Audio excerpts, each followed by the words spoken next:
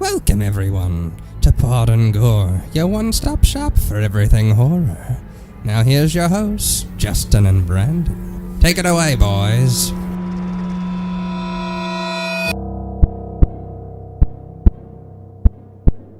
Hello everybody and welcome to Pod Gore, or welcome back to Pod Gore if you've listened to the first couple. I'm happy to be back. I don't know about you. My name is Justin, by the way. I forgot to do that part. I was going to let you do your thing this time, man. Welcome. I'm Brandon. And yeah, it's been so long since we actually recorded. I mean, we just uploaded like a week and a half ago, but it feels like it's been Well, months. yeah, because I mean, it has, because we recorded a couple and they were in the can and ready for when we were ready to launch. Right. And then you had some stuff. I had some stuff. Just too much stuff. I know. And not it's a enough lot of good stuff. Well, I mean, to be fair, I got married. I went to Hawaii for a week. Like, that's good stuff. Sure. But I'm like, I'm fucking back, dude. Okay, I want to talk about some people getting killed like on a train. I mean, Right? I want to see people's eyes get knocked out of their head and then talk about it. Yes, so. exactly. So, without any further ado, at least for us anyway, Right. let's get into this. So this one was my pick, which is why I did my shitty, stupid intro where I forgot to say my name. It was horrible. I was almost waiting for you to be like, let's redo that. Yeah, it's fine. And then that way I could tell you can't be doing that. Like I did to you for the first episode. Exactly. I was really hoping, I'm like, just give it to me, dude. Let me do it. Yeah. I've only recorded like 300 episodes of podcast in my life. I'm sure it's... Wouldn't have known by the intro to this one. No, but if you listen to the old episodes of my other show, I think It's you not would. bad. Yeah, it's all right. So I picked this one. I wanted to do a little off of big franchise, kind of like Brandon did with Lost Boys. Right, and like it's kind of funny because Clive Barker is like not really off track horror. Like he's he's not Wes Craven, but it's Clive Barker. Yeah, he's like second or third on the list. Yeah, I mean, Hellraiser. He's up there. Hellraiser. I can't wait to make you watch that. Somebody just send us a message saying, make Justin watch Hellraiser. I did watch the first one. I don't remember it, and I don't remember liking it, but I did watch it. I just never watched any of the sequels on purpose. You ready for a little hell on earth, dude? So yeah, I picked Midnight Meat Train. So let's get into some cool factoids. Right. It was released by Fantasia Film at the Fantasia Film Festival, July 19th, 2008, and it was in theaters August 1st, 2008, to the secondary market. It only showed on 100 screens, and it was quickly released to DVD, which is where I saw it. Right, same here. Yeah, I had a buddy. I still do. Oh, really? Yeah, and we met at work, and he would always go to Walmart, and he'd pick up these really shitty B movies that were just terrible looking, and I'd always give him a hard time about it. Like digging through the bins, or just going through and trying to pick something and being like... Yeah, just those direct-to-DVD, shithole horror movies. And I went with him one time, and I saw the title, and I mean... To see anything that says Midnight Meat Train, I had to look at it just for the joke alone. Right. Because I love this movie, but that's the dumbest title. It's a horrible title. Like, and if you go, like, you can kind of go down a rabbit hole with theories about why it's called what it is. And then, like... And I totally get, like, it fits. Like, hidden meanings about why things were the way that they were. And it was, like, Clive Barker's way of saying this and that. And it's like... It's just a dude hanging people up on hooks. I don't see any. He's a butcher and he's on a train at midnight. Ulterior agendas here, right?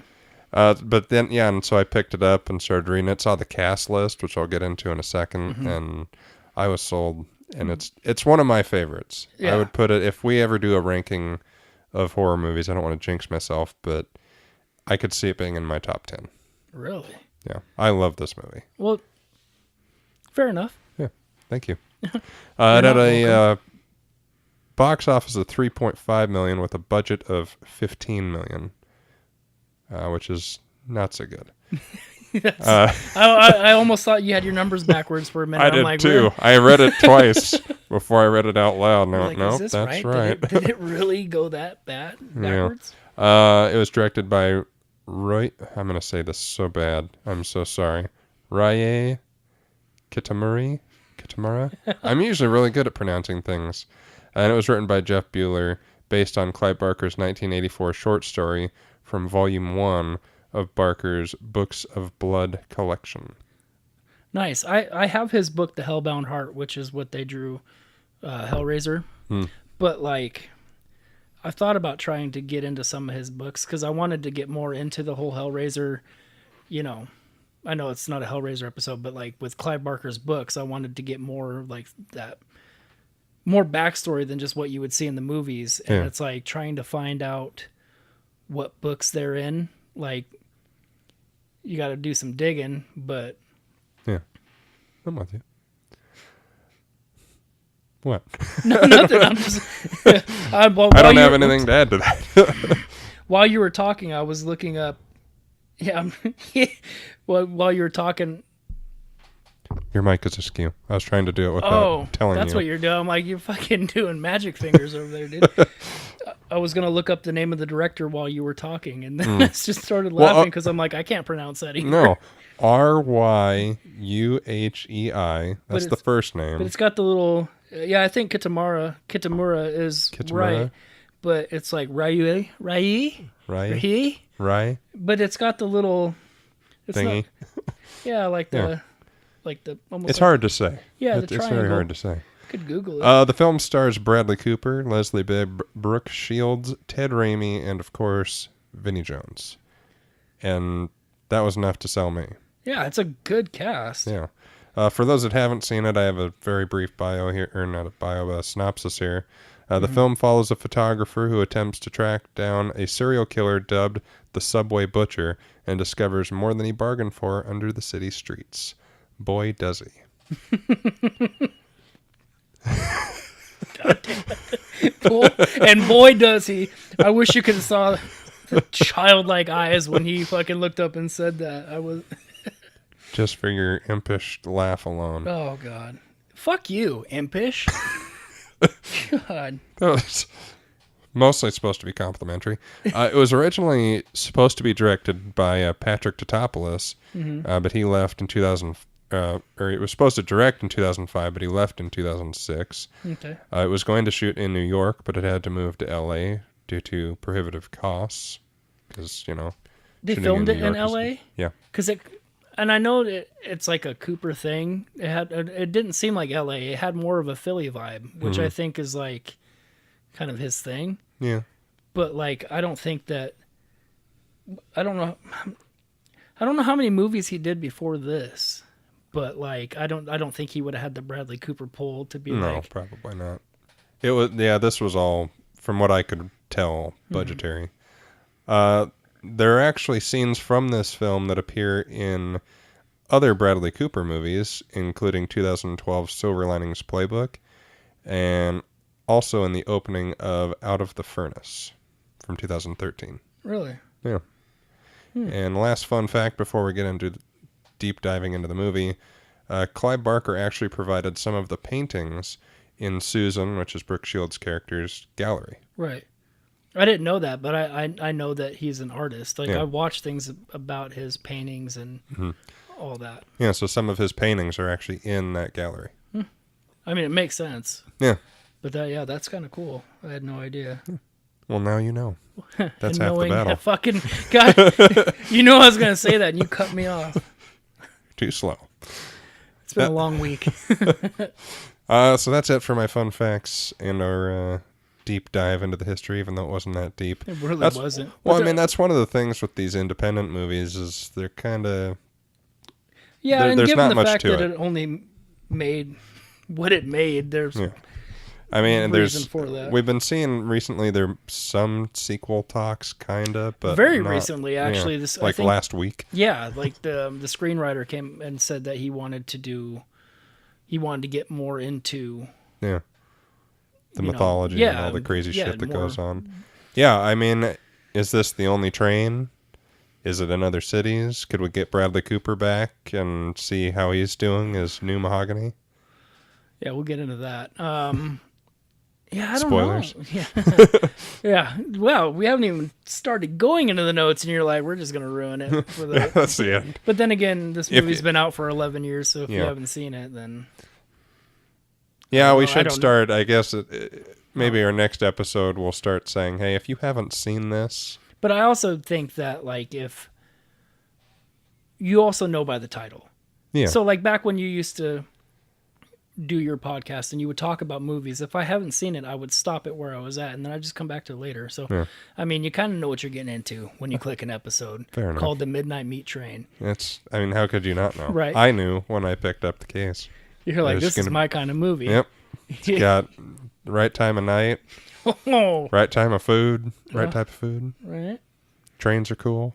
You know, it's all good. Yeah. And so, all right, well, you go ahead and kick us off with your notes. My first note that I took was cool visuals because I love the way this is shot. Yeah, there, and you see it quite a bit throughout the movie. Mm-hmm. Very interesting camera angles, reflections that, you know, if you're not paying attention, you'd miss it. Mm-hmm. You know, like, it happens later on, but like with the blood on the ground from the person hanging upside down and like you could see the reflection of them, like, you know, it's just stuff like that was, it was really awesome. Yeah, I think that's one of the things that first really drew me into the movie. Because, I mean, right off the bat, they're doing some really cool angles, really interesting lighting choices. I mean, it's just visually, for no other reason, it's a really fun, cool movie to watch. Yeah, I agree completely. And then, of course, the blood-soaked train opener, which was really nice. Yeah, it was a pretty gnarly intro, dude. Well, and I like that it kind of wraps back around. I almost kind of forgot about that. It does, doesn't it? Because it comes back around with the same guy. Yeah. They're basically showing us the ending at the beginning. Okay. Which, I feel like an idiot because I didn't even put that together. I'm like, why are we seeing this again? Like, I mean, I it's obvious, but like, I knew that, but I didn't put that spin on it, being like, yeah, this is a start the begin, you know, end and then work our way back to it later. Yeah. And you don't think about it, and it's not At all. It's not presented that way. It's not like, you know, saying, you know, present day. Yeah, it's not like Gung, gung. 6 months later or Right? 5 months ago when Bradley Cooper didn't shave his head. Yeah, that intro was pretty rad and just blood everywhere. Yeah, blood everywhere. Slipping and sliding. Ugh. That's the best way to start any horror movie. It really is. I mean, you got to grab them. And then what a better way to follow it up than with a close-up. Of Bradley Cooper staring at you. Yeah. I have that right in my notes. I said Bradley Cooper is ready for his close-up. Yeah. I have Bradley stares at me and takes my picture. You wish. He's Rocket Raccoon. I mean, come on. Oh, God. Who doesn't want that? Yeah, everything's a Marvel reference to you because everybody's been in a Marvel movie now. So Even Vinnie Jones. Well, he was an X-Men, but the less talked about that, the better. So we'll move on. oh, God. Yeah. I don't. It's been about a week since I watched the movie. Yeah, me too. And so, like, a lot of the notes I have, I'll try to remember exactly where it was, but I don't remember. Was it in the diner where the dude said punctuality is a virtue for the mediocre?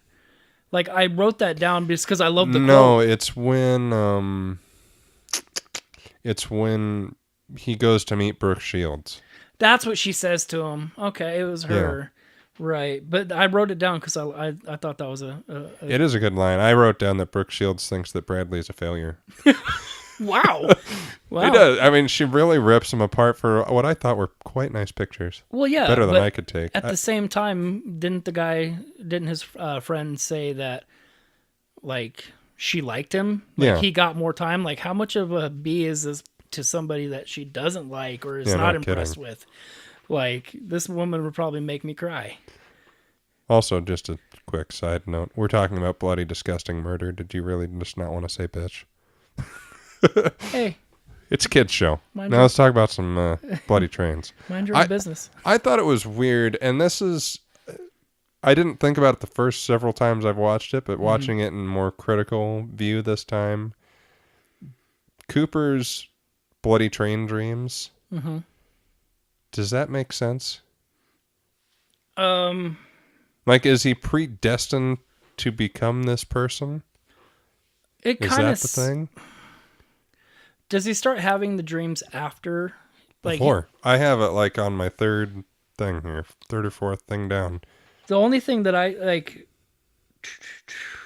Yeah, because I have it before he saves the girl who dies. Right. And he sees, so this is before he even starts digging. It could be it could be destined that was He was supposed to take his place. that was his calling, I guess. Like, maybe, I don't want to say like force sensitive, but like maybe, maybe, maybe that is, A thing that's happening. yeah, could be. I mean, it has to be, because otherwise it makes less sense. Yeah, it's kind of random to be like having those dreams. I wasn't sure if he started having the dreams after he saw Mahogany for the first time or Yeah, not. it was before. Okay. He has more crazier dreams, so we'll get back to him. I wrote down my notes is that he, after that, the start of the emphasis on capturing the city's true nature, and they reference the heart of the city a lot, and like that's when he starts to go out and take pictures and try to get crazy, risky, and stupid. yeah we'll get into that. Yeah. Like, you are a fucking dum-dum and you are horrible at being inconspicuous. Yeah, like terrible, especially when he starts following Mahogany. Yeah, like, and it's like, okay, he tries to be sneak, and we're fast forwarding just a second here, but like when he's got the phone down by his waist and he's taking pictures, like he's trying to be sneaky like that, but then he looks at him, the dude's just staring at him, like, yeah. Like, and also, how do you know your shot's good? I mean, you're taking it from your crotch. Like, how good's your angle going to be, really? He's not that tall. No, and I can attest to that because, like, with my FaceTiming my wife while I'm on the road and I'm talking to my daughter, she cannot point the camera directly at my daughter to save her life. Like, she'll hold it off like this so that I could talk to her, but, like, I could see half my daughter's face, and I'm like, to the left. Okay, there we go. Much better. Yeah, like, taking pictures from down there, I mean, unless it's a professional thing, that would be... He's one hell of a photographer. Let's give him that. Well, and then he gets all gangster trying to save that girl. And I always like the scene where he points out the camera. Yeah, that was clever. I was like, oh, just like, but... Like, was that his plan the whole time? Like, I hope so. It had to be. Like, that dude looked like he wanted to, like, cut your face off. Yeah, and he would have. Yeah, definitely. And if no one else did later on, he probably would have. Like, yeah, I don't know. Well, that's, I mean, it goes back to the not being conspicuous thing. It's like, you're just abruptly going up to this person being mugged. Right, and you're just going to stand there and take pictures, like... And I have a feeling that if they didn't notice him, he wasn't going to say or do anything to help. No, he's kind of a piece of shit. Yeah, and he gets worse. Oh, yeah, as he slowly starts to lose his mind. Is it that slow? We'll get to that later. I feel like it happens pretty quick. Well, I mean, I guess if you think about, like, how many days or whatever this takes... Yeah, I mean, it's several weeks, I would imagine. You would think so, but I mean, if you think of it in the, like, me thinking back watching it, I'm like, didn't this happen over like 3 days? Like, then if that's the case, then no, it was not slow at all. Like, he goes very 0 to crazy 60 very quickly. Yeah, but that's why he tries to be brave to get the shot, outsmarts him with the camera. And then you get the first glimpse of Vinny just being a gentleman for his victim there. Yeah, let me hold this door for you with my ring hand. Yeah, like, thinking ahead, like, when he's looking at the pictures and, like, he sees the hand, like, that's a really minute detail to be like, okay, I see a hand holding the door open, but then I can actually make out the logo on the ring. I want a camera like that on my phone because that's better than high def. Yeah, like, because that camera was almost X-ray. Yeah, that was a camera in 2008. Yeah. Like, I have a iPhone XS Max. Like, it's got a good camera, but I don't even think that I could zoom in and make out details on somebody's ring. No. Like... And that's if I was taking a picture, like, sitting across from you. Right. Yeah, I'd barely be able to make out the Flash logo on your shirt there. But yeah, just Are you losing your place? no, I was just thinking about where to go with my next note, because I didn't. If you had anything else you wanted to add to him holding the door open, I mean, there wasn't much after that. I wrote that Vinnie Jones as Mahogany in this movie, he reminds me of the Transporter, if the Transporter was a serial killer. Isn't he? Right? Well, I mean... A mean one. Well, yeah. I mean, think about Transporter. Transporter's doing a job, very strict, Yeah. with the rules, doesn't break them, clean as shit, on time, all that kind of stuff. And Vinnie Jones is kind of the same way, except for instead of like driving you somewhere, he's going to wait till you guys are driven off somewhere, and then he's going to fucking hit you in the back of the head with a giant... Mallet? Yeah, because that's like not a gentleman. Yeah, because it's not a meat tenderizer. It's like, not? Well, meat tenderizers have the little... Spike things on them. Yeah, this was It flat. Oh. Well, it must... I would imagine, I guess it's a different kind of... Like when you're flattening meat. Right, and it could be. But, like, that thing was chrome. Yeah. Shiny as hell. Yeah. And it was the size of... I could see why it would knock somebody's eyeballs out of their head, because I it would was the think so. size of somebody's head. But yeah, it reminds me of just the Transporter with how clean he is. Yeah. But yeah, you're not going to live.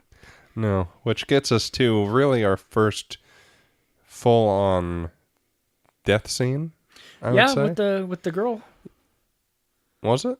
No, because you don't see the girl die. She shows up missing. The first death scene you see is Sam Raimi's brother, Ted Raimi. Oh, God damn it. Okay.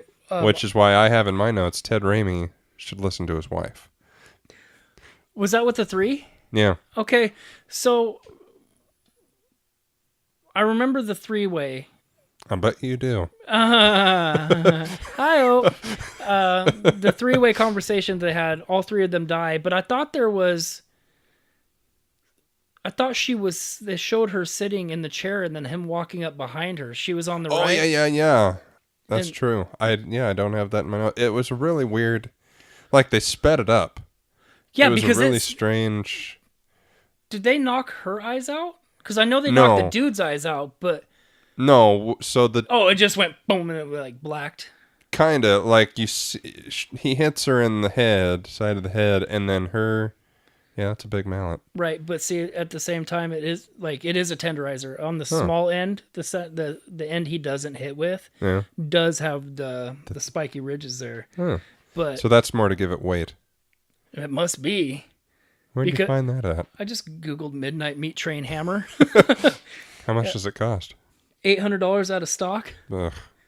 How's it out of stock? Who's paying $800 for that? So yeah, so you see, and I think it's through the surveillance. Yeah, because it shows it in a really grainy Yeah, and he walks up behind her, whacks her with the mallet, and then her head turns, and her hair covers her face. Okay, yeah. And then it cuts out. Yeah, I forgot about that. That's not in my notes. But there are props. I'm going on a prop tangent. Like they're showing that would be a cool I love props in general, but collecting horror props, that'd be cool. Yeah. Because they have those. Ted Raimi's eyes? Nope. The jar. Ugh. Yeah. That'd be cool. That's gross. But I mean, they have the little meat hooks too. That's kind of cool. It is cool. Probably about $500. We're foreshadowing 50. 50. Well, that's not horrible. That's more reasonable.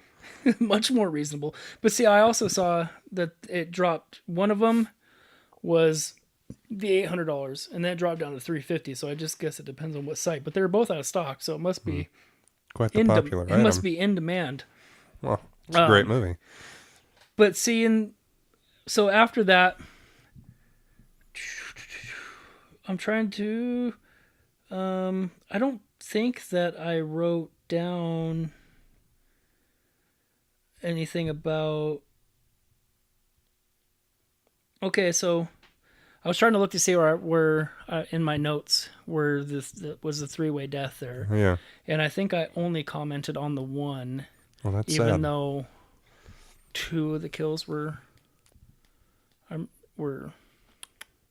quite severe and and meaty. Right. Yeah. Well, I love them all. I mean, first of all, Ted Raimi and the dude he's with are complete dickheads. Yeah, I totally forgot that was Ted Raimi.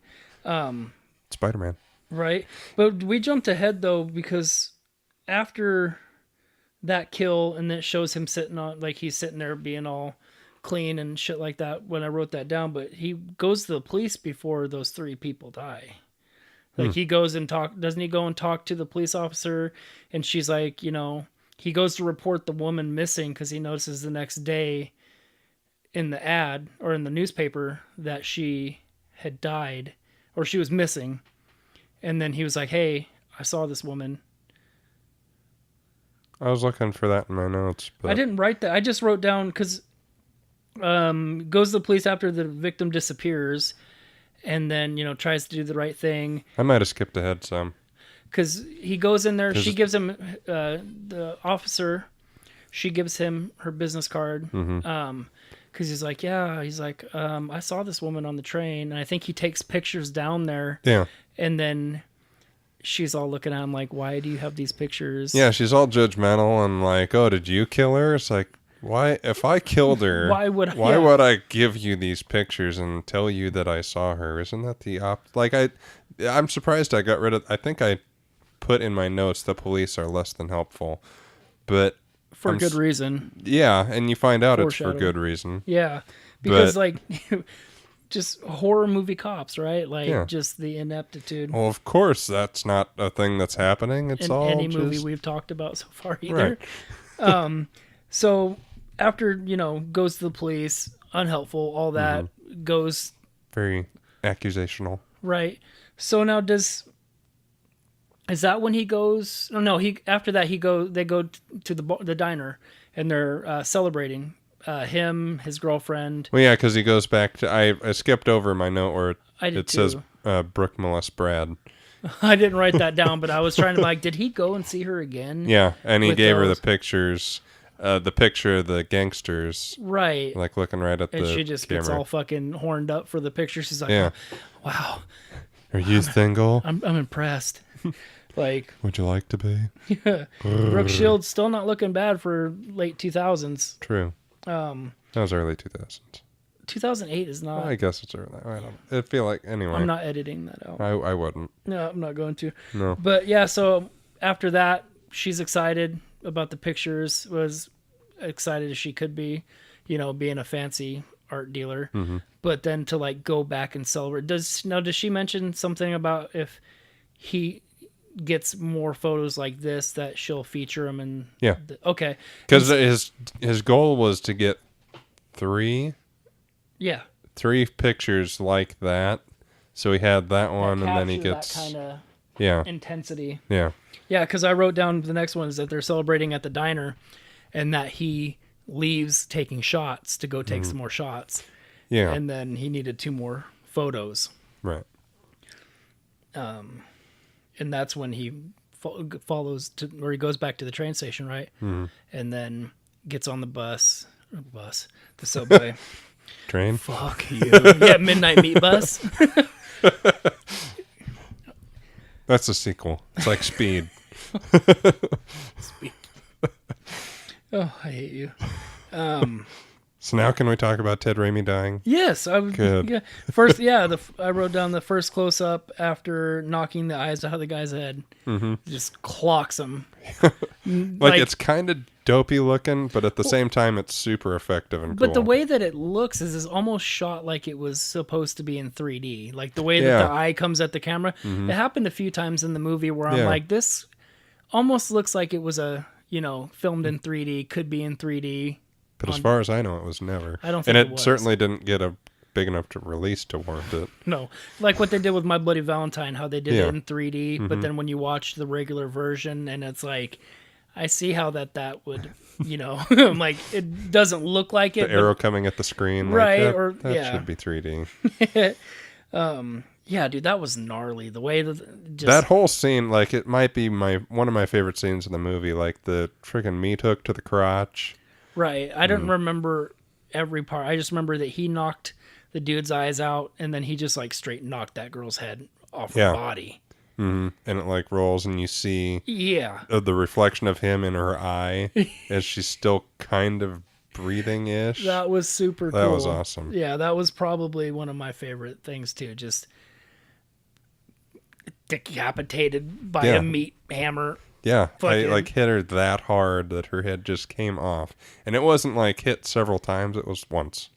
Right, and I'm going to call back to this later when we get down in the notes further. Oh, I just mean to have the strength to knock somebody's head off with a hammer. We're going to talk about that lack of strength later. Fair enough. Right.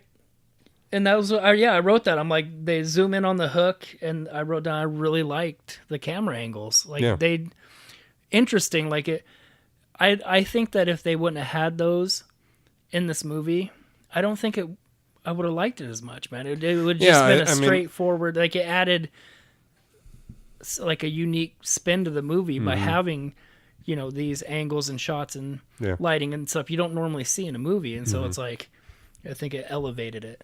I agree. Oh, well, indeed. You should. You're agreeing with me. I agree. Yeah. I like that. Yeah, I like how you spin. You're like, I agree with you, but you're agreeing with me. Like, oh, fuck you. We make a fun pair. Yeah, we do. So Brad keeps tracking Mahogany. Yep. This is where it starts to get real stupid, dude, because, I'm like, he follows to get the shots and gets too close. Yeah. One of many. Yeah, and then he sees the ring and like, oh, hey, it's you, and holy shit and stuff. And what I love when the cop stops him because he thinks that his camera is a bomb. Oh, my God. Right. And actually, I did write this down in my notes.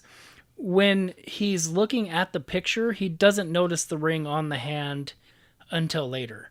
So when he notices that there's a hand holding the door. Yeah, so he tracks Mahogany because he seems interesting. Right, and then that was my thing, is that his he emphasizes they emphasize on the ring, like when they show it. Yeah. He like puts it there on his chest and like he looks at it, like you see it's prominent.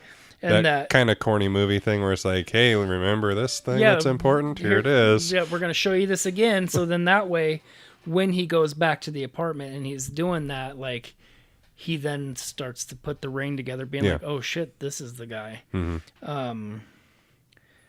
So, yeah, maybe you jumped ahead on the...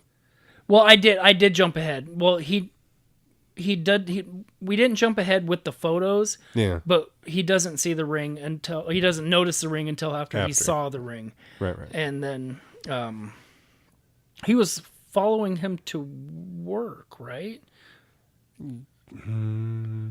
Because my next note was that his job that he holds is the most convenient job for somebody that does what he does. Well, I would imagine that's by design. Like, that's what it's not like he was a butcher and then he just happens to also... It's a passion. Yeah. Like, I mean, if you gotta hone your craft and, just really perfect it. But, like, they show him, like, he's just sitting there hacking up meat with that blade, but he uses a hammer. Yeah. Like... Well, we'll get into more of his cutlery skills later on. His? Yeah. What we're gonna talk about that? Well, we'll talk about the fucking arming montage that they do later on too. Oh yeah, that too. But Mahogany's treatment of the meat will be discussed later on. I know you have extra factoids to add to this scene. My next thing is Mahogany spots blood and almost gets the beat down. Since when he's fighting the MMA fighter. Oh. Okay, let's see. Which I didn't realize was a person that was like a thing. I thought it was just one of those. The next note that I have was, you would think that it would draw attention. Like, so a guy that works in a meat locker, a warehouse style operation, the dude comes to and from work in a suit, very clean. He looks like somebody that would be more in an office than somebody that would be slaughtering cows. Sure. So, I mean, like, that would be like... I do wonder, and they never really go into it, and I guess that's something they could have done in a sequel, is why does he dress like that? Like, I suppose so it's more inconspicuous? Because I mean, On you the would, subway, yes. yeah. Maybe. So you don't really notice a dude in a suit. He's just a dude in a suit. But if he Super was clean. like walking around in butcher clothes with blood all over him, you'd go, Right. Well, when they show him doing his thing, like on the train, like he takes the coat off and then puts on an apron, yeah. but like that's not going to stop blood splatter. I think that the only Well, and I think they also give him extra suits on the train. yeah, that would make sense.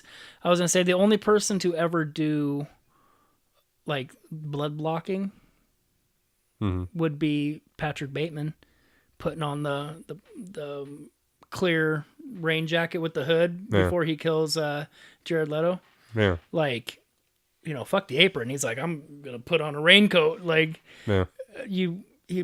I guess having extra suits on the train. I would imagine Makes because sense. It's like a uniform.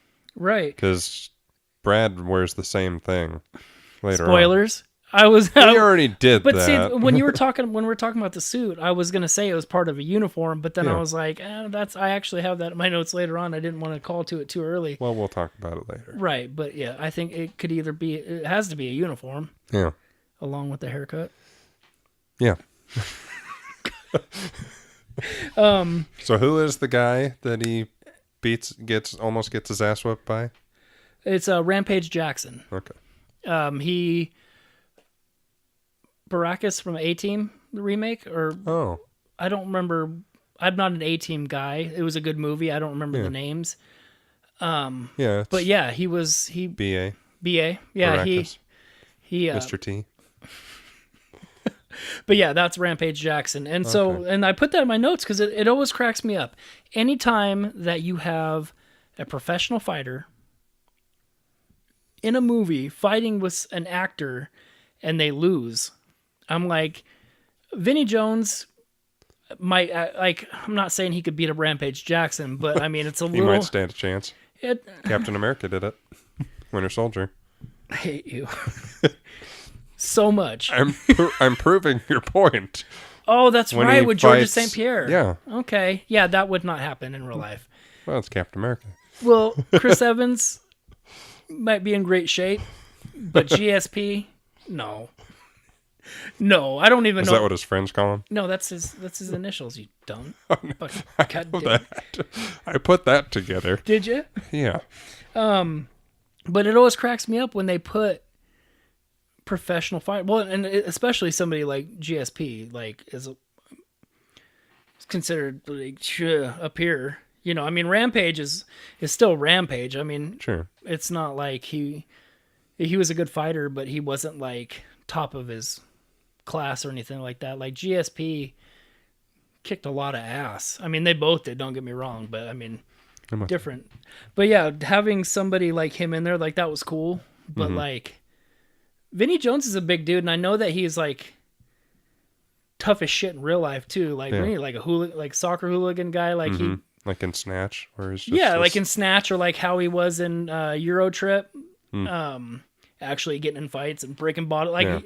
Like I could see him being like that in real life, like breaking a bottle over his head. And being, yeah, let's fucking go. Yeah. But that's when you find out his name's Mahogany, because you have the fucking dickhead conductor popping up out of nowhere, shooting fucking poor Rampage in the head. And I wrote down conductor backup. Yeah, I got conductor with the Saved by the Gun. Yeah, like that. I don't remember seeing that coming the first time I watched that movie. I'm like, really? Like, Well, 'cause, I mean, it makes sense though. Yeah, because you don't really think about, the conductor would be in on it. Right. But he'd have to hear it. Like, it happens like every night-ish. Well, and see, the funny thing is too, it's like I've never been on a subway car, so I don't know how much separation there is. Well, not necessarily the separation, but I mean sound travel. I mean, you're out, like, it's not quiet. Right. But like from car to car, like what it's like to be in the front. Yeah. Like, fair enough. because they do kind of frame it like grabs the gun like he's gonna go and almost like he would go and stop Mahogany. Right, or try and break it up and Right. stop him But from no, whatever. that dude's stone cold. Mm-hmm. Like, just... He's worse than Mahogany. Right? We'll Just get to that later. Yeah. But following all that, I wrote down that only Cooper can pull off the engaged to be engaged. Yeah. Yeah, not many dudes could be like, this ring It's a promise ring. it's a promise that I will, Yeah. ask you to marry me. Like, it's a pre-engagement ring, like... You got to have some cojones to do that outside of high school. Right, and you got, that and be Bradley Cooper. But he follows that up with some pretty aggressive diner sex. I think that I was reading stuff about how that was part of like his... I don't want to say like, because he's seemingly transforming into more of like this, I wouldn't say loose cannon, but he's kind of like becoming unhinged, and that it was rough. Yeah. But I also read that it was rough because of another way of getting busy. Yeah, like snuck it backdoor, just railed it, and that wasn't it was unexpected, and that it was like a way to be like, because of his becoming more aggressive and just taking it. I guess. Yeah, It does seem like if we really want to analyze this, which I don't. Well, I'm not saying I want to analyze it. I'm just telling, like, it is a weird choice in a way, because we see them being intimate and shit earlier on. It's a lot more gentle. Yeah, and whatnot. And this did seem like quite the escalation of events. Yeah. But it's also like, wasn't he celebrating the whole picture thing? And well, they were celebrating the picture thing early on. That was when they're taking shots, and then he leaves. Right. And then celebrating he snuck up behind her. Yeah, he snuck up. Yeah. And then did the proposal thing, and then it started out kind of more passionate, but not quite to the levels that it's going to get to. Right. And then takes charge. And then it just goes. And just rallies. But for the win. But see, again, that all like reading that, I ended up, I think, in like Googling stuff about this movie. Mm-hmm. Not that in particular, but like, screen caps. I'm trying to remember, because like what I was talking about earlier, was the way that people were trying to analyze this movie and try to find hidden meanings in everything about, even if it doesn't exist. Right. And so, I think an argument could be made that because he definitely starts to go crazier very quickly soon, that you could suggest that is him getting more willing to be violent. Right. I guess. And that makes sense. Cause he's on a mission. He's on a train to fucking Crazyville. That's for sure. Well, because then right after that, to move off of the sex, even though I know you don't want to, we have all the bodies hanging in the train, and Brad is the killer. Oh, yeah. Huh? Yeah. I wrote down full train load, blood reflection, but it was a dream. Yeah, I have bodies in a train, killer Brad dream. Mm-hmm. So he sees everything going on, like he's one of the bodies, right, hanging there, and then he dies, but then he looks and sees the person doing the killing as him. Yeah, okay, that's right. I totally forgot that it was the dream. Yeah. Yikes. Could you imagine, like, your dreams are starting awkward. to get... Yeah, it's getting to be a little more specific. Yeah. Because at this point, Brad Cooper, or Leon, I guess we could call him by his actual I thought about in-movie name, but I mean, it's fucking Bradley Cooper. But yeah, like, your dream, they're reoccurring. It's not the only dream he's had, but they're getting more and more vivid. Sequence. Yeah. Yeah, like, here's what you're going to do Monday. Here's what you're going to do Tuesday. Right. It's escalating just like everything else in his life. Mm-hmm. Or sex life. Yeah, brought it back. I knew you would. Yep.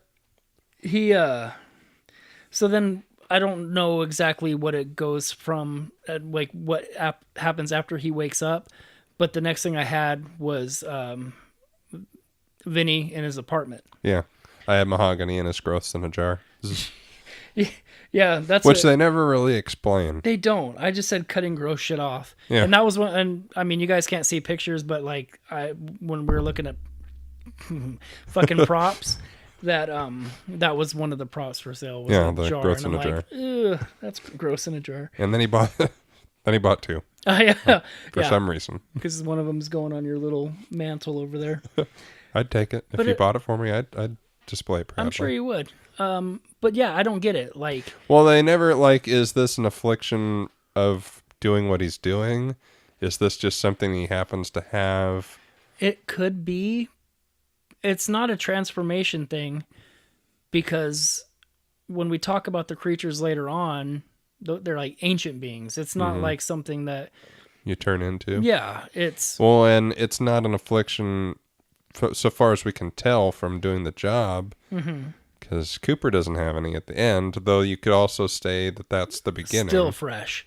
Yeah, so, I mean, it could develop over time. This is one of those things where it's like, we need one more. It doesn't need to be a series, but one more would really be helpful. Right. In explaining what the hell's going on. Yeah. I'm going to try to see if I can look it up to see if there's a reason... Oh God, that was the thing that, okay, it was a Reddit post. And as you can see, I typed in Midnight Meat Train Mahogany and it brought up disease on its own, with the pre-directive. Yeah. But if you scroll down, it talks about spoilers, Wiki, just watched, Reddit. And then it's talking about little Reddit sub things. So you don't even have to look it up.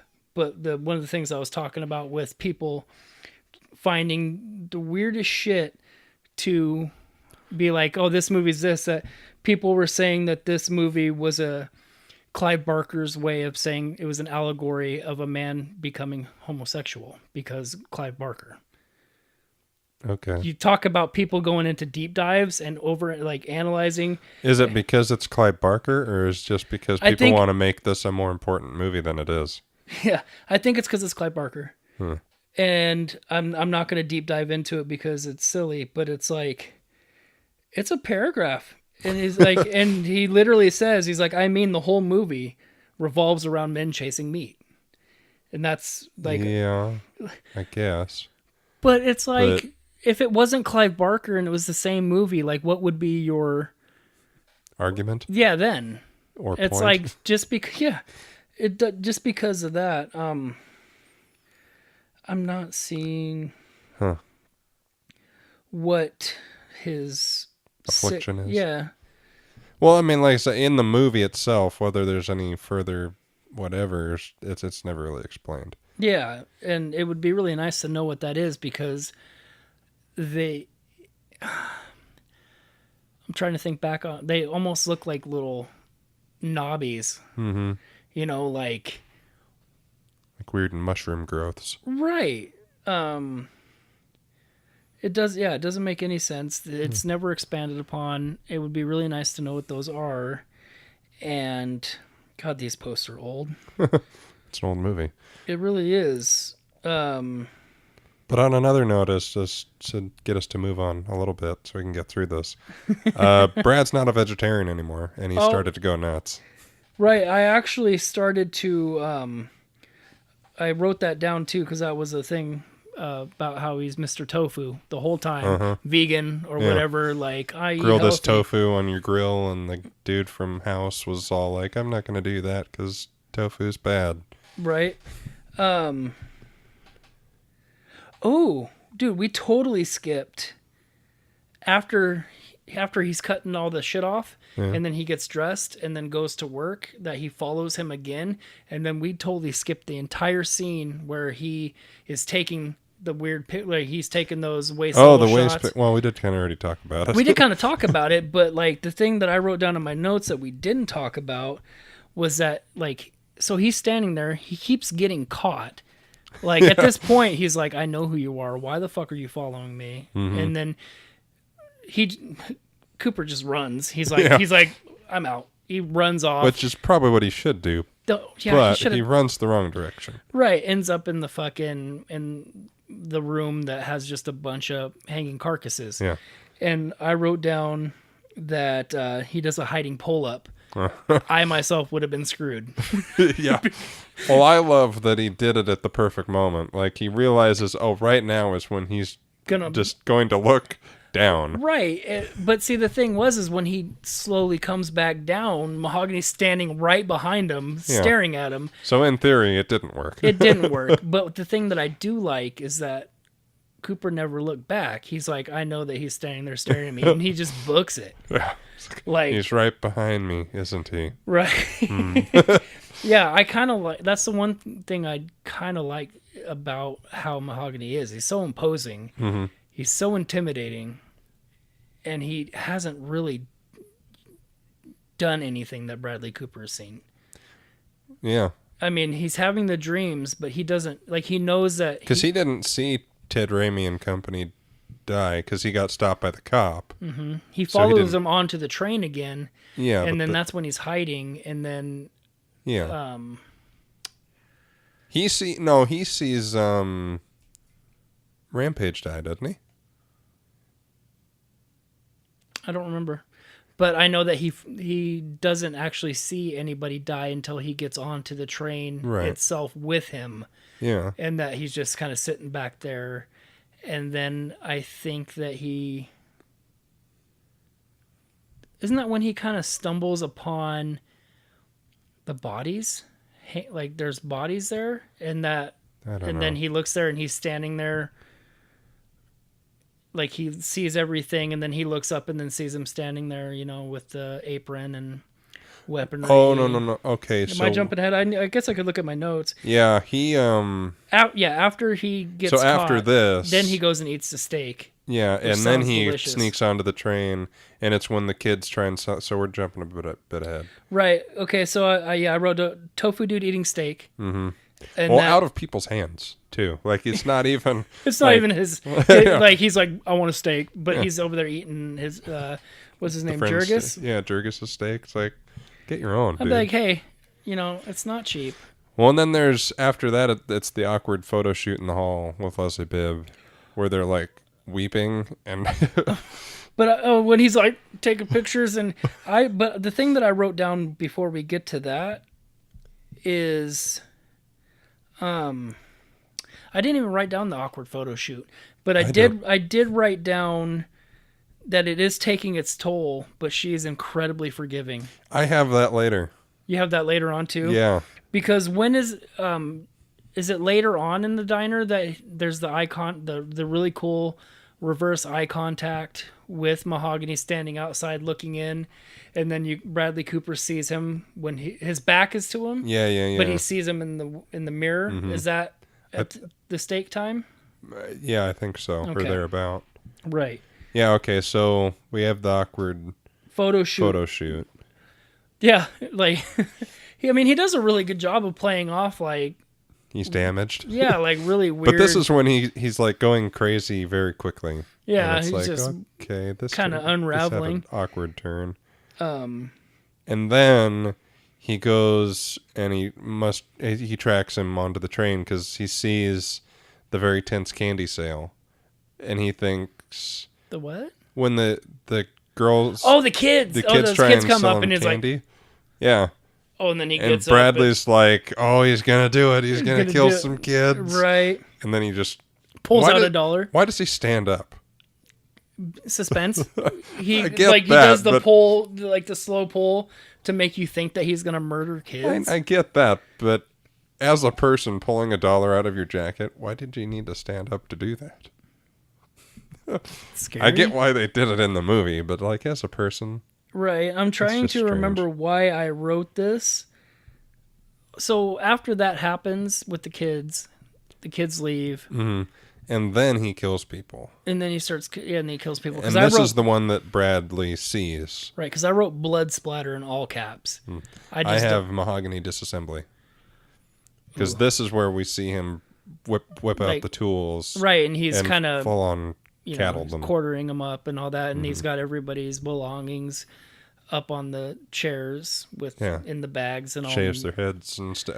That's creepy. Which is kind of clever because he's feeding he's feeding these people to the creatures under the city, but in order to make it easier for them to eat and digest, he removes the teeth, he shaves the head, and all that, and that's really kind of a clever detail to be like it's. Well, it keeps that butcher motif going. True, but I mean, if you think about it, like removing the teeth to make it easier doesn't really make it easier because you're not like eating inside their mouth. Well, I would imagine they eat everything. But the bones. Yeah. Like I guess access to the tongue. Well, you could just rip it out though. They do later. Right, but I was thinking because with all the bones and then you're making it easier on them because they're old, frail, weird fucking, but then it's still a skull, it's still a bone, they're not eating the bones, the teeth is just unnecessary waste of time. Maybe it's just a creepy thing that he keeps. It could be a creep. It could just add it's definitely creepy. Add creepy atmosphere to it. And then my next thing is Brad is very bad at hiding. He is very bad at hiding. Because he's in the train, and then Mahogany sees him.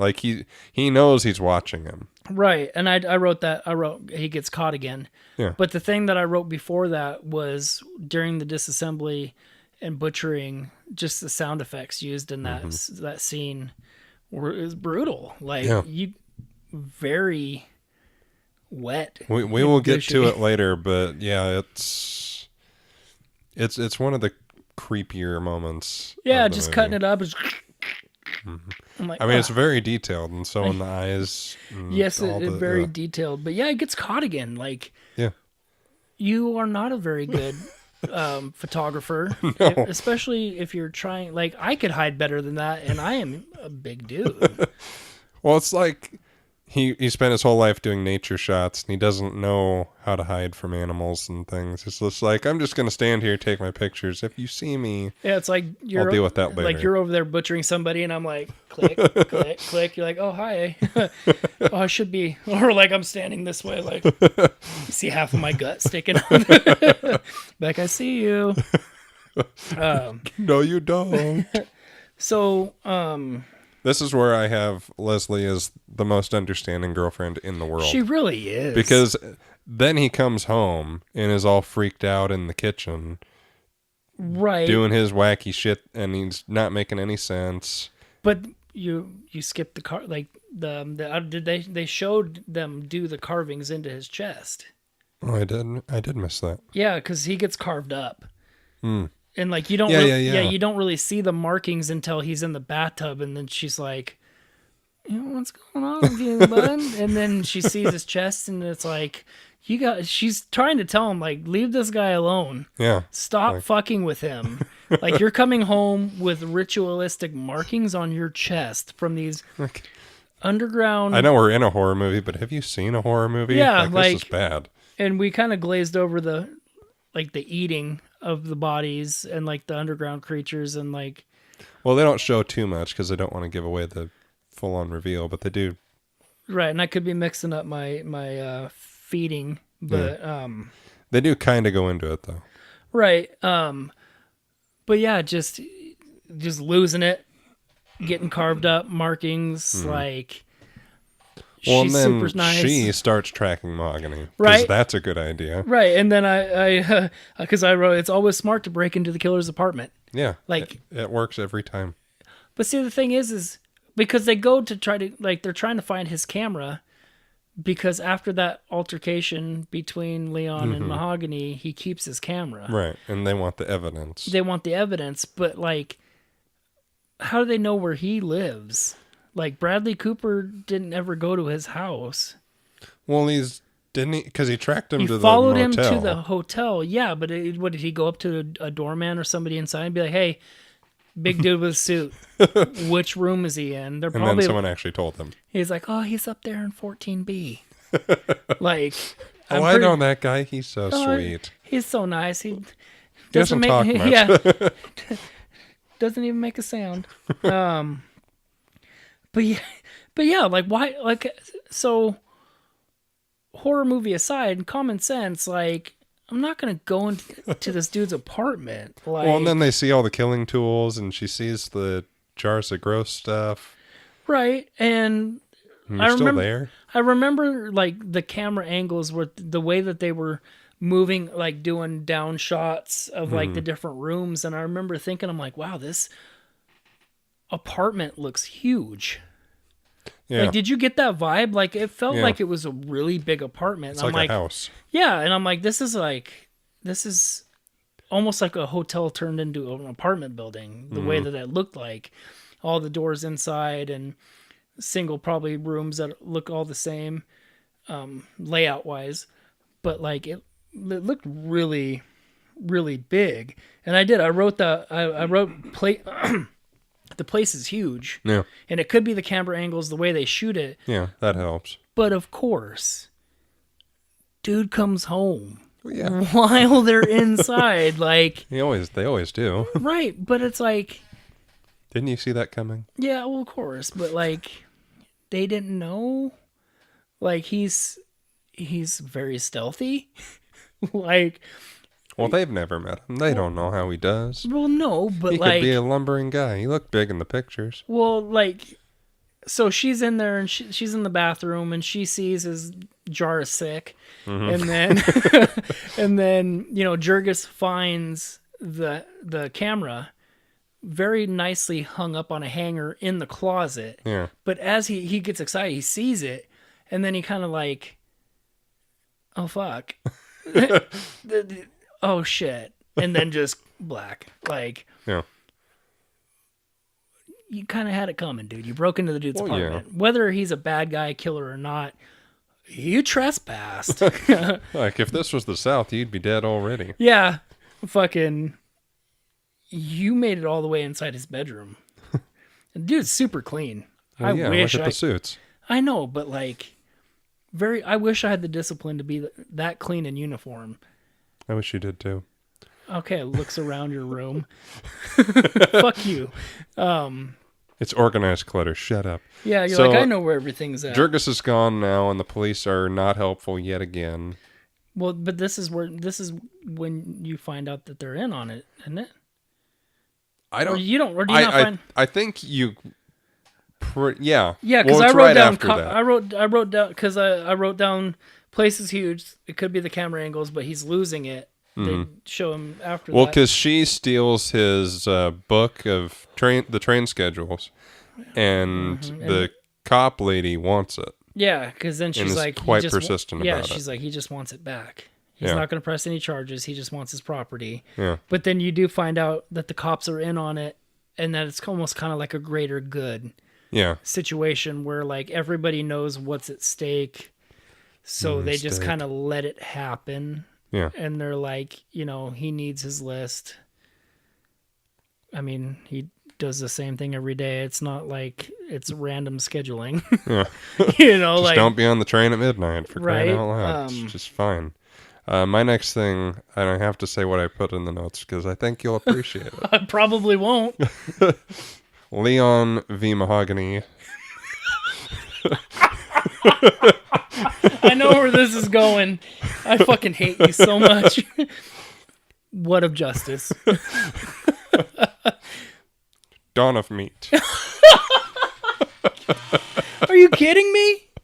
Oh my god. Well, I wrote up gearing up serial killer style. Because they do. It's almost like It's like an 80s montage.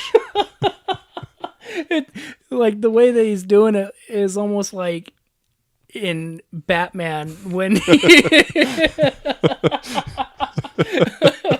putting on the fucking glove and doing the arm twist and then fucking spinning around so you can see the bat butt, and then the cape drops and then you got the bat nipples, and then it is almost like a Batman style fucking assembling the outfit, but it's kind of cringier with all the fucking weaponry and like. Oh yeah, and he he's has like loading the up with metal apron chainmail thing going. apron, yeah, and then all the weirdest holsters I've ever seen for knives.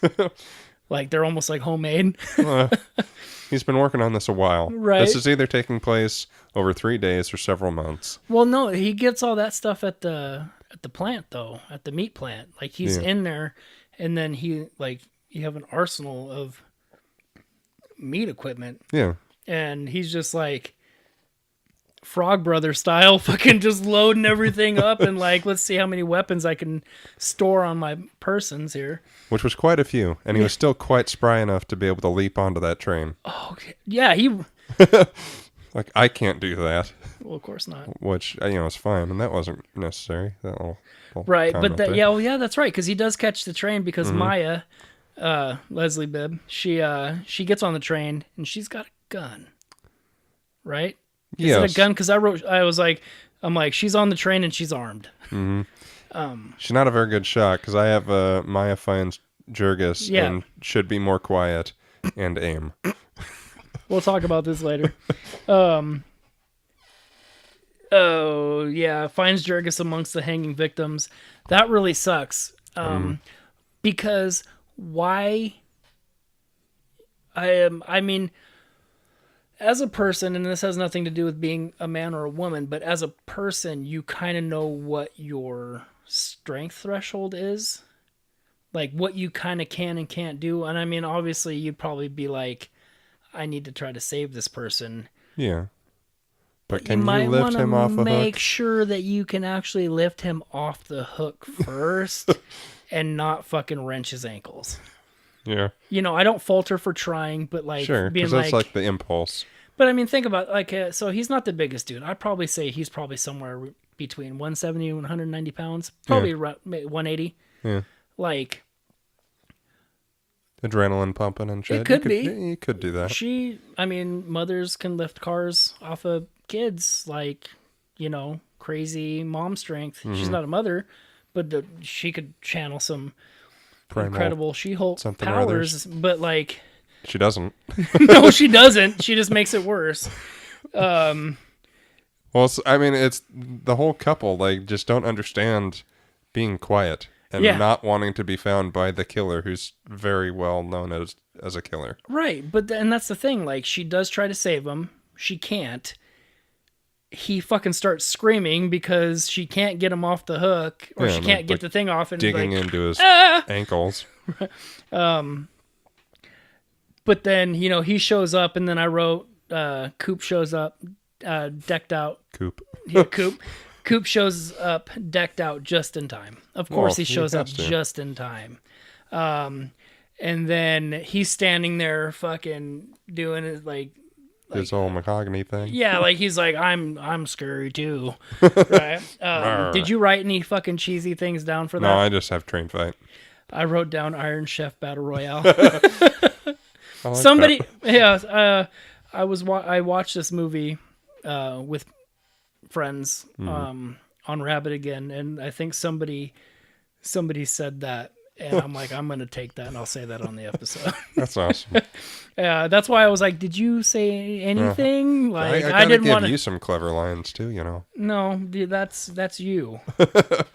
But so they have a really badass train fight. Mm-hmm. Like Bradley Cooper, quite drawn out, and he holds his own pretty well. And even better than Rampage fucking Jackson. Well, okay, to be fair, Rampage would have won had the conductor not shot him in the head. Right. But still at the same time, Vinny, he got his licks on Rampage too. Yeah. But like... Well, Bradley's spry. Cooper. He caught that train. He did catch the train, but he like... It's Bradley Cooper against Vinny Jones. It's like... The way I don't want to say Mike Tyson fighting an infant, but like... It's close. The way I reconciled it is that he's lighter, tinier, and spry. But he's also kind of losing... he's also got that crazy going. He's... I don't want to say transforming, but he's kind of becoming... You know? Maybe... Mahogany 2. 2.0. Even oakier. Right, so they do the battle. Mm-hmm. They beat the shit out of each other, and they end up outside in the cave. The train stops, right? And they end up outside. Yeah, because they get one of the doors open, or they're between cars or something. I think that's a door. Because he knocks him out the window. He knocks him out the door, and it's like, oh, he's gone, so he must be dead. And of course, that's not true. That's never true. Yeah. And then I have, please step away from the meat. So the train comes to a stop. Right. Everything's dark. The conductor comes out, and he says, please step away from the meat. Because there's more than just Jurgis hanging there. There's several. Well, yeah, there's like 8 to 10 bodies hanging up there. The note that I took for that scene before before that was, I wrote down that the underground cave, it looks like Hellraiser in a cave. Yeah. With the hanging chains and the way everything looks, like it's a very Clive Barker design. Yeah. Aesthetic, which I thought was kind of cool, because kind of like H.R. Geiger, the way that he does his art with like Alien and all that kind of stuff, like it's distinct. You look at it, you know it's him, but like in a movie, seeing that, like, it's kind of cool that like that vibe and the way the things were set up. Like, I mean, you're not seeing rotating pillars with like skulls and shit hanging on it. But this like you have a lot of chains. Yeah, this isn't as Clive Barker-y as other things. But it's Clive Barker enough to where you're like, I recognize the chains, and then the way the lighting is. And it's got that weirdness to it, just in the story, that it's definitely him. Right. And so go ahead and keep going off of your conductor stuff, because I didn't write anything conductory down until the end part. So Bradley and Leslie are on the train. It's stopped. It's in the dark, and then the conductor comes out and gives the spiel and all that. Well, I don't know if he goes into the whole history. Yeah, he doesn't go into the history yet. Oh no, he goes. But he says, "Please step away from the meat." Right. And then the monsters come in, and they hurry themselves off of the train so they don't get eaten too. Right. And that's when you see the feeding frenzy. Yeah. Okay. Yeah. He doesn't go into the deep dive until later. But I said both. It shows. How did Mahogany die again? Did Bradley Cooper do something? I don't remember. I should. Yeah. So they get into another tussle. Right. You see, Vinny does a really cool skull catch, because there's a bunch of bones and bodies and shit in the tunnel, and so Brad throws a skull at him. Vinny catches it. Okay. And then you also see the marks on his chest for the first time. Because I wrote that down. I said that they both have the same markings, yeah, which is kind of like your, I don't want to say cliche way of showing a passing of the torch of what's going to happen, like... But it is. It is, yeah. Right. And that's what I wrote. I said obvious passing of the torch. Mm-hmm. And then I don't know how it all comes about, but... But the conductor does start to go into his speech after... Well, yeah, but... So Vinny gets a bone to the throat, right, and a knife to the mouth. Because in the fight, Brad has a sharp piece of bone, and he gets him in the throat. And I think as he's, reacting to that, Brad gets a knife and puts that in the mouth. Okay, I got you. And then he's down. Right. That's when we get the conductor going into his spiel. Yeah, and I said the conductor is not human. He can't be human. I wouldn't think so. He's got to be something, because the way that he grabbed by the neck and lifted him off the ground like it was nothing. And then ripped out his tongue like it was pretty much nothing. Did he rip it off, or did he cut it? I think he ripped it out. Okay. I didn't remember if it ended up being, because I mean obviously Mahogany didn't talk either, and that was probably the reason why. But like, I didn't know if it was like a people under the stairs thing where the tongue was cut off at that point to where they couldn't talk, or if he actually ripped it out of his mouth. Yeah, he ripped it out and then ate it. Yeah, okay, that's right. I remember now. And then he talks about keeping the monsters at bay and keeping the world separate. And then, sad time, Leslie dies. Yeah, kills the girlfriend. Which I was thinking, oh, does she live?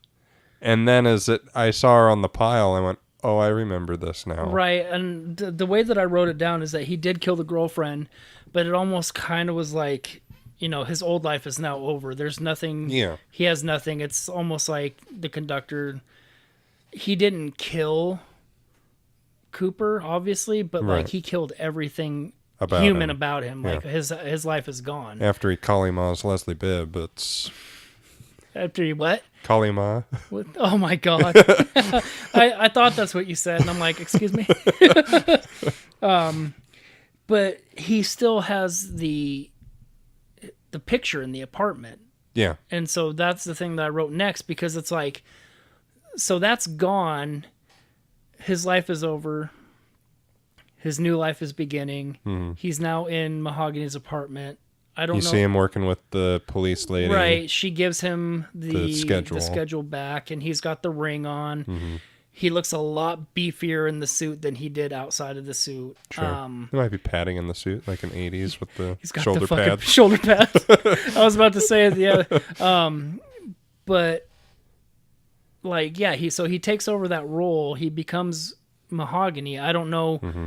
if Mahogany is just the name, or if Yeah, because I don't know if they I don't call think him they Mahogany or tell not. you what his name becomes, but like, I'm wondering, is he now a different name of a different type of wood? Like, does he become cedar or pine or what? Like, and A so, mighty oak. you know, he does you see the picture on the wall. So, I mean, he obviously still has that bit of humanity left to still have the picture. Yeah. Or if not, or it's a driving force to make him angrier. It could be, because, you know, after that, he starts to walk out, but then turns around and gives you that look that only a fucking killer version of Bradley Cooper can do. Sure. And I do think it's a part of the uniform, because I don't know if it's it's kind of cheesy. So just because you now become this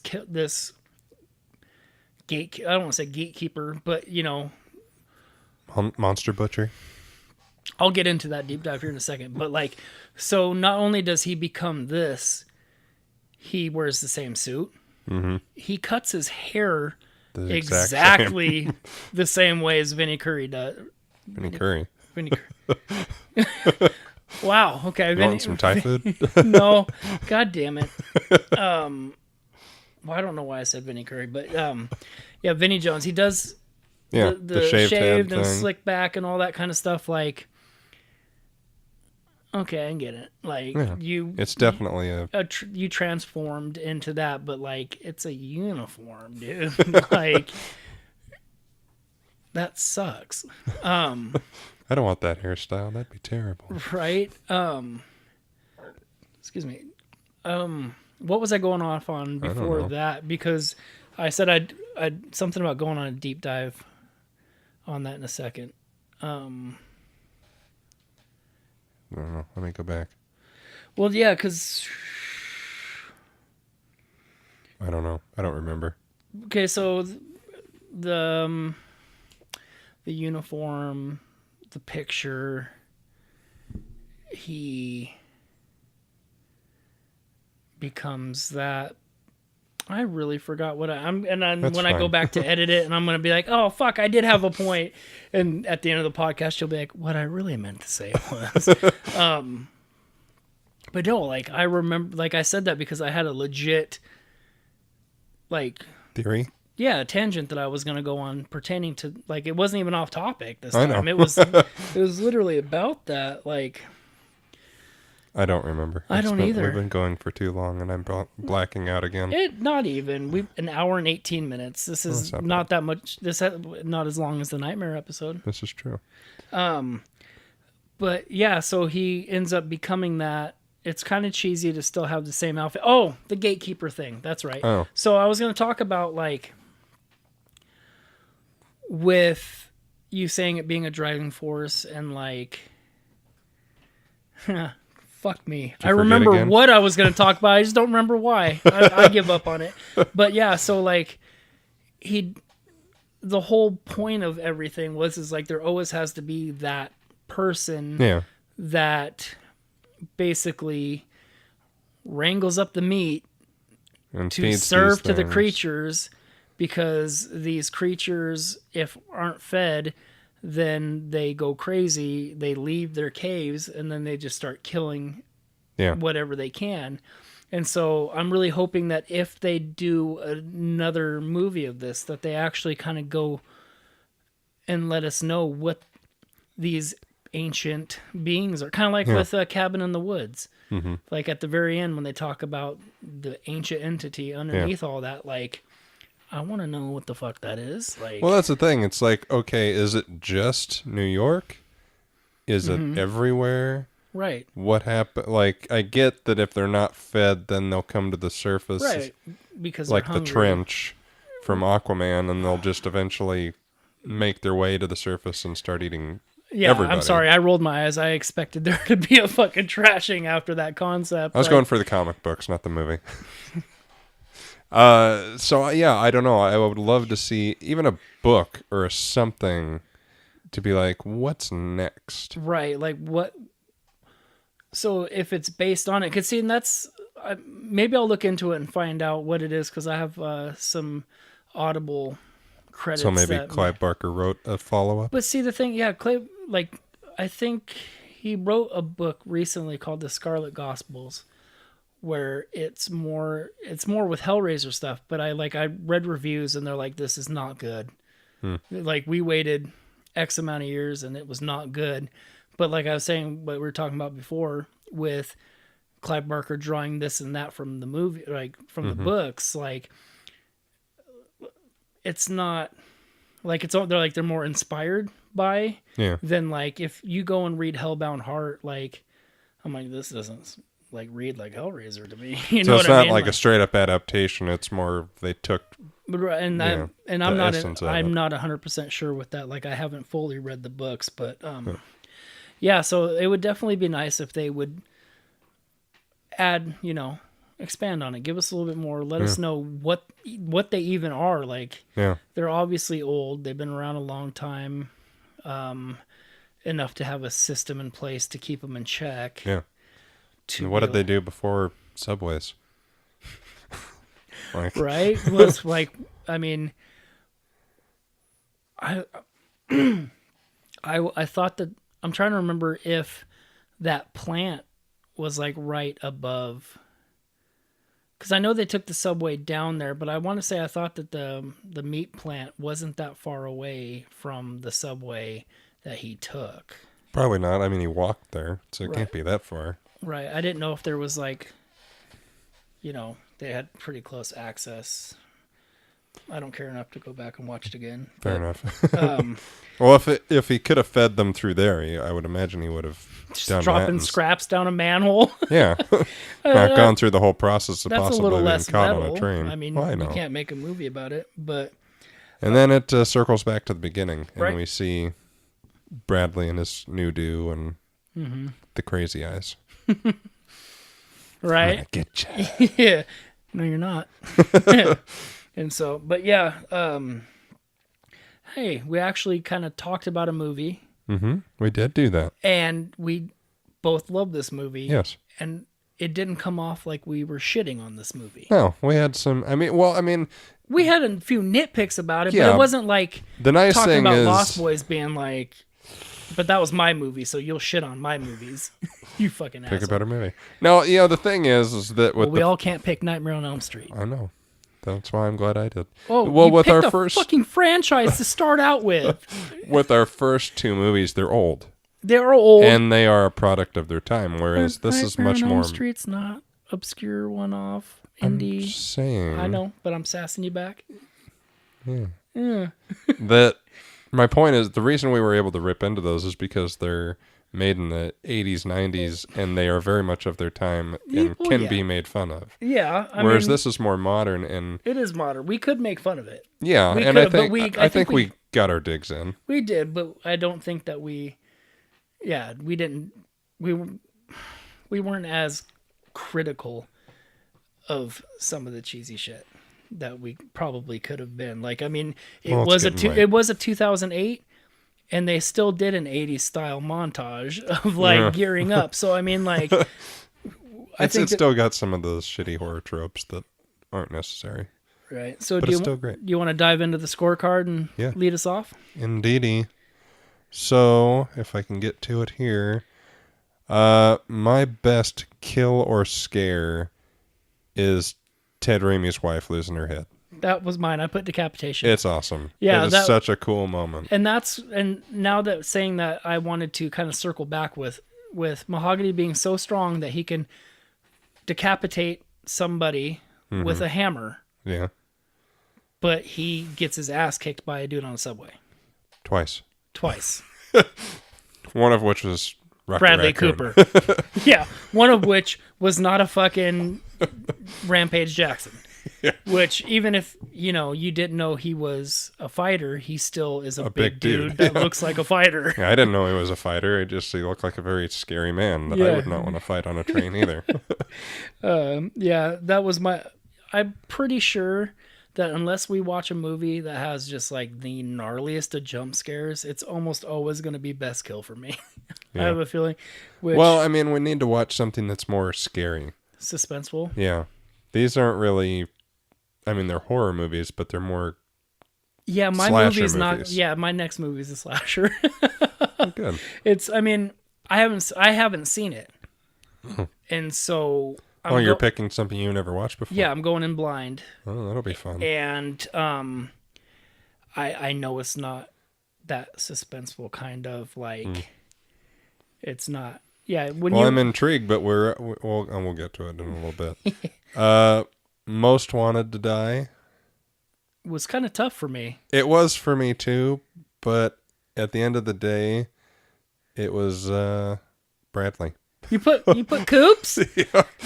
He was such a dickhead, and he was an ass to Leslie Bibb, which is not cool. Like, how dare you treat her like that? Yeah. She was a flower, and you abused her. Yeah.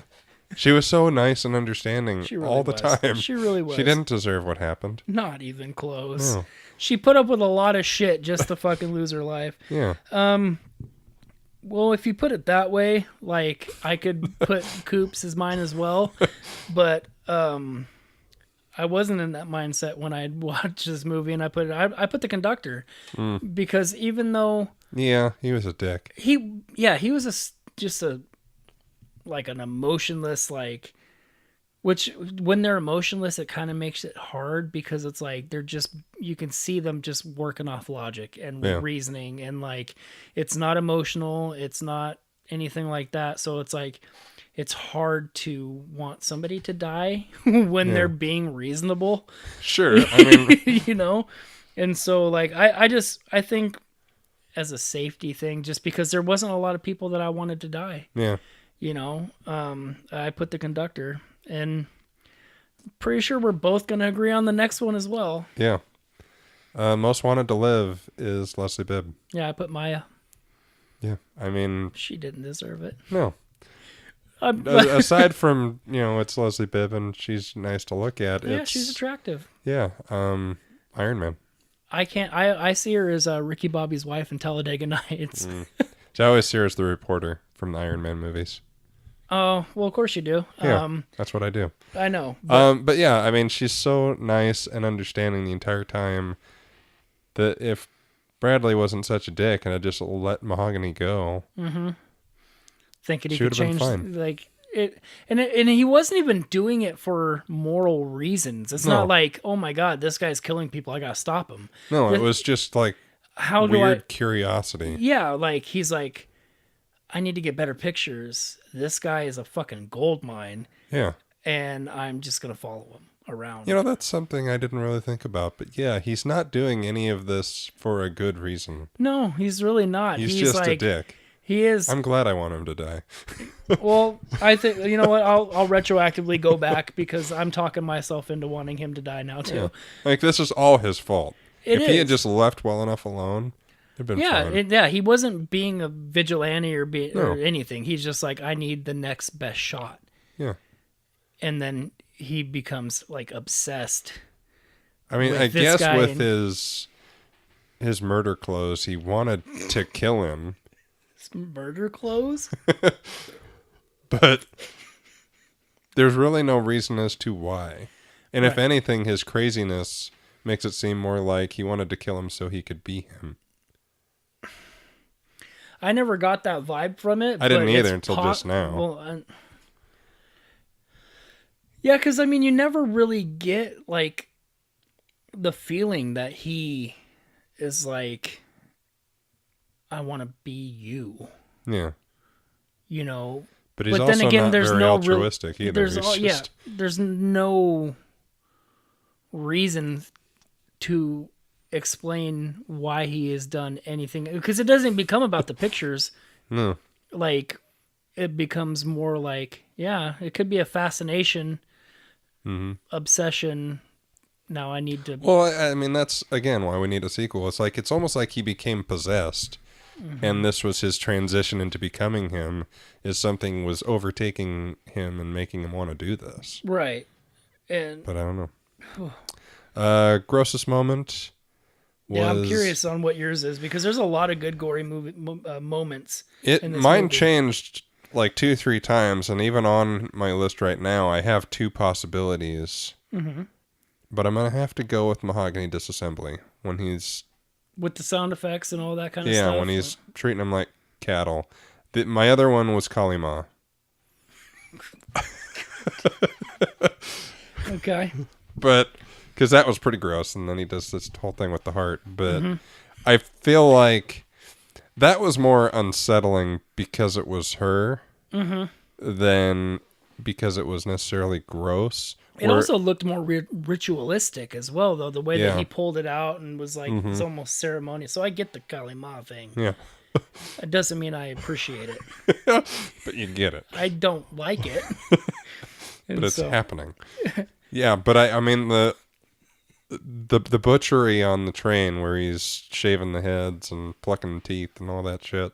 Like, that was where I was really like, this is it's creepy. It is. But what's yours? My grossest moment is when the creatures get onto the train and they're feeding, but the one shot where they don't lift the bodies off the hooks, they pull the bodies off the hooks. And so when you're seeing like the ankle ripping and all that kind of stuff, I'm like, oh, fucking sucks, dude. I don't even like to step on a Lego. Ouch.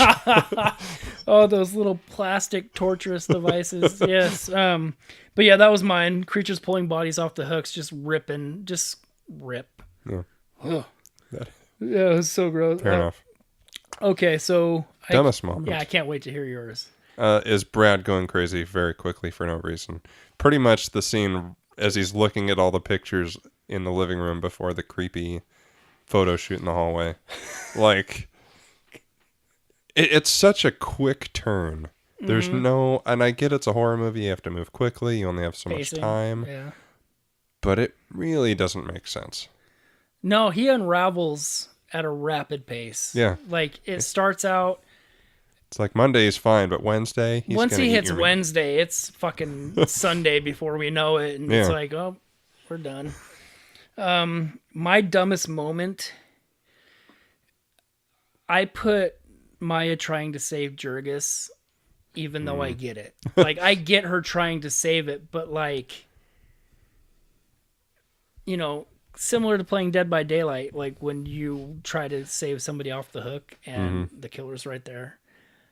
He might not know you're there, but you were trying to lift a grown man off a hook. I would even have a hard time doing that because it's like you're trying to get leverage, and he's also upside down. He's upside down. So you get some dung in the face. No, I didn't even think of that like that, dude. You sick bastard. The thing I was thinking about was like, it doesn't matter how slowly, gently you do this. Yeah. The dude's gonna make noise because he has hooks in his ankles. Yeah. Like that. I mean, like, no matter what, this is going to hurt. Yeah. Like, what was your plan after you got him down? Were you gonna take the hooks? And that's the other thing. He couldn't walk. Yeah. Like, were you gonna take the hooks out and like you gonna throw them over your shoulder? You gonna fireman carry him out? Like, piggyback him? Like, I didn't think about that until just now, but like, what was the next move? Like, you get him down, then what? Like, Yeah. use him as a fucking shield to get away if he comes at you, That would have been good. then you're still back to where you fucking started. You made it worse for the guy you were trying to save. Yeah. I'm with you. Yeah, so like I get trying to save your friend, but I still think that it was Badly executed. and it wasn't even like dumb in the sense of like that was a dumb story point. Like I get it, but like it was still, logically thinking was not. Yeah. So last thing on the scorecard, with each movie we're going to try and do something that's movie specific. Mm-hmm. Whether we'll succeed every time is hard to say, but this I like time how you preface that because I gave you shit before we started recording being like, all right. But I came up with best use of a meat instrument. Mm-hmm. And mine is Ted Raimi's eyes. When he hammers him in the back of the head and the eyes shoot out. Oh, oh, God damn it. Am I throwing best off your... use. Yeah. Okay. What'd you think I said? Well, like... Because, like what I told you before we started recording, I'm like, there's two instruments. You have a hook and you have a hammer. Yeah, you're not picking the best instrument. You're picking the best use of that instrument. Which is what I said in my text, I already by the way. even wrote it down. I get it. I feel like a dummy right now because I'm like... Well, you are... Say something. I'll fucking... Best use of an instrument? Well, yeah, fucking clobbering people's... Oh, then... Well, you gotta pick one. Well, I can't... You pick the decapitation again. You can pick the same thing twice. No. I'm not going to spend too much time because I'm like, well, what about like... I know that Bradley Cooper had the meat hook in his hand for a little bit. I'm like, did he use that? Kinda. Kinda. I liked the meat hook to the crotch. That was pretty good. That was almost 2. Because that was like... Yeah. You know what that... God, that hurt. I'll steal from you and say that one because I forgot that was the third shot. So you had the decapitation, you had the fucking eye removal, then you had the it shot. started with the eye because he came up from behind and the boom, and then fucking goosh. Yeah. Right. Yeah. No. Okay. So I forgot the nut shot, but effective. Yeah, it worked. Yes, it did. Yes, it did. All right. Yeah, it has to be the hammer to the nuts.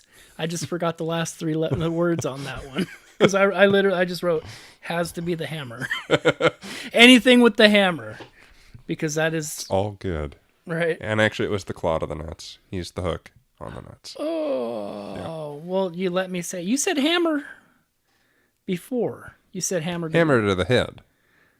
Hook to the nuts. I don't remember you saying hook to the nuts. Fair enough. Either way, same point. Then fine. Hook to the nuts. Yes. Yes. All right. I hate you. And so... But join us for our next episode. So, I'm pretty sure this is decided. What our next episode is. I'll let you do it. All right. Since it's... So, what we were going to do for our next episode, we had debated about doing a bonus episode just to put out more content, but we're actually going to try to go as deep as we can with not being able to take notes. But our next episode is not my choice. It's going to be our rapid review. So for the next episode, we're going to go and see Brightburn. Yeah. We're going to go watch it. We're going to leave the theater together, and then we're going to record a rapid reaction podcast, which will be our episode 4. Yeah. And then after that... Yeah, at the tail end of that, then you can give your pick for what your next one is. Okay. You want to wait 3 weeks to hear what? If you want. Well, it'd be like 2 weeks for me, or 1 week, because we'll probably see it next weekend. Yeah, fair enough. Okay, so yeah, wait. Oh yeah, because we're gonna tracks. Huh? Said that math tracks. I'm sure it does. It's getting later. I was thinking, I'm like, for some reason, the thought popped in my head. I'm like, is it going to be, we're doing this one this Monday, then we're doing the next one the next Monday? Like, are we going to just pop out an extra episode? Or are we going to drop it this It'll, for you 2 weeks. listening, it will be 2 weeks from now. Right. Okay. So we're keeping it with the schedule. Right. Okay. So yeah, we're gonna next episode will be on Brightburn. Yep. Which I cannot wait to see. Mm-hmm. It came out today. Yeah. We're recording on Friday, Yeah. the 24th. So we'll go and see Brightburn. We'll do our rapid review podcast on it. Mm-hmm. And yeah. And that'll be our next episode. Yeah. And then at the end of that one, we'll get to hear what your next pick is. Right. I can't wait. Yeah, I can't either. Yeah. I'll let you stew on it. I mean, watch this. We'll end the episode and I'll be like, dude, we're doing this fucking movie. And I'll go, I've never heard of that Yeah, movie. I promise you've never heard of it. So I'll go, okay. But see, the thing is when I was searching through movies, I was like, well, I was looking through Shudder, I was looking through Netflix, I was looking at things that where I could, like, we both have access to, That would be because nice. I didn't own it. Yeah, I was putting a little thought process into it, dickhead. But like, even with Shudder, I have Shudder, you don't have Shudder, but you have my login information. So Yeah. like, I was trying to find something with that, but this movie happens to be on Netflix. Oh, good. And so it's an easy swap. But I will give you a hint. I do want to drop a hint because I'm excited to do this. If I remember right, I believe before it came out, the way it was described was it was like the Expendables of horror. Ooh. And we'll leave it at that. All right. I'm definitely intrigued. Yeah, I can't wait to watch it. Because I mean, we have to wait a little bit. I was planning on watching it this weekend. Well, we could still do that. Well, no, but I don't want to. I don't want to do that like what we did with Meat Train and watch it too early and then be Forget about it. Yeah, which is what I did. Yeah. And so, but Okay. yeah, June 10th will be the next episode that drops, and it will be episode 4, Brightburn. Boom. Well, thanks for hanging out with us. Yeah. And be sure, I want to thank everybody who has liked us on Facebook. We have a review on iTunes. No, we have a rating on iTunes. Right. Somebody dropped us a 5-star, which whoever Thank you you were, very much. thank you very much. I'm not going to be the one to be like, hey, make sure you leave that 5-star review, because good or bad, we want honest feedback. True. If there's something you like, you don't like, Let us know. feedback is crucial. I have a lot, like people have listened to the episodes, but nobody's really told me what they thought. I've heard, hey, I dig it. It's pretty good, but it's like, feedback is essential, because like I said, if there's something you like or don't like, we can't change it if we don't know. Yeah. But I did, I'm glad that you brought that up, because I did want to do a shout out for those that don't know, and this is very recent. The podcast is uploaded anywhere you can find podcasts, except for Podbean. I think we're still waiting for approval on that. I might try to manually do it again. Okay. But we're also on YouTube now. Yeah. So all you have to do is search Pod Gore on YouTube. Subscribe. The next person to subscribe will be lucky number 10. Oh. I might even give you a shout out next time for being that. But I wanted to say, well, both of us, to give a shout out to episode. The suspense is killing me. I hope it lasts. Don't you fucking wonka me, dude. I was trying to pull up the episode without actually playing the fucking audio from it. If only there was some sort of button you could push on your phone to turn down media audio. You're lucky you're across the room from me. I'm very happy that you caught my Wonka reference, though. I'm not- I didn't think you'd get that it was Wonka. I like it. Yeah, it was quick too. I wanted to give a shout out to Kiro for leaving our first YouTube comment. Oh. I mean, we've had like I said, we have 9 subscribers to the channel right now. It's only It's been like up, a week old, so yeah, it's not fine. even. It's been up 5 days. And so thank you to my friends that have done that already. You don't have to say that part. Well, it's mostly the people we know. I'm like, hey, go and fucking hey, there's no secrets here. But yeah, shout out to my buddy Kuro. He left us a comment on our on episode 2 about the Lost Boys. Neener. He said this the movie actually sounds kind of interesting. Good episode, boys. Keep it up. We will. Yeah, we will. And thank you for leaving that comment, Carol. Yeah. It's appreciated. Side note, shout out on Twitter to our friend Dee has been doing a lot of liking, a lot of retweeting, and so even on Facebook as well. Just wanted to shout out, thank you. Yeah, definitely. Much appreciated. But yeah, you can find us on Facebook, Pod Gore. You can find us on Instagram, Twitter, our email, podandgore@gmail.com. Send emails, comments, anything. Yeah. Questions, whatever. Ratings are good, but words are better. So like, you don't have to leave us a rating, but like, if you have a way to let us know, like I said, what's good, what's bad, something you want added, something, all that kind of information we could take into account and adjust accordingly. Yeah. And as something more of a shill myself, ratings are nice and helpful because they help us get noticed more. Right. So on iTunes especially, if we get enough ratings, I believe it's 5. Yeah. When you get 5, yeah. It'll help us pop up on searches more. We'll get higher up on the search bar. Right. And we'll get the word out there. And that's what we're trying to do, obviously, in our early days. Right. And I guess the way that I explained that was wrong. Of course, I want... no, it's not wrong, but like... Incomplete? No, because I don't want to make it sound like I'm trying to push our friends to be like, hey, give us a 5-star. Leave only 5 stars. No, Well, yeah, be honest. Yeah, like legit honesty. That's what I'm saying. Not don't leave a rating, but just like they're being important. Honest with your ratings. I'm with you. I'm trying to help. You're not. Oh, you're not getting there very fast, and we need to wrap this up. Fuck you, buddy. I am getting fast. I'm just a little wordier than you are, I guess. I know. And so, but yeah, we'll be back in 2 weeks with Brightburn. Bye. Bye.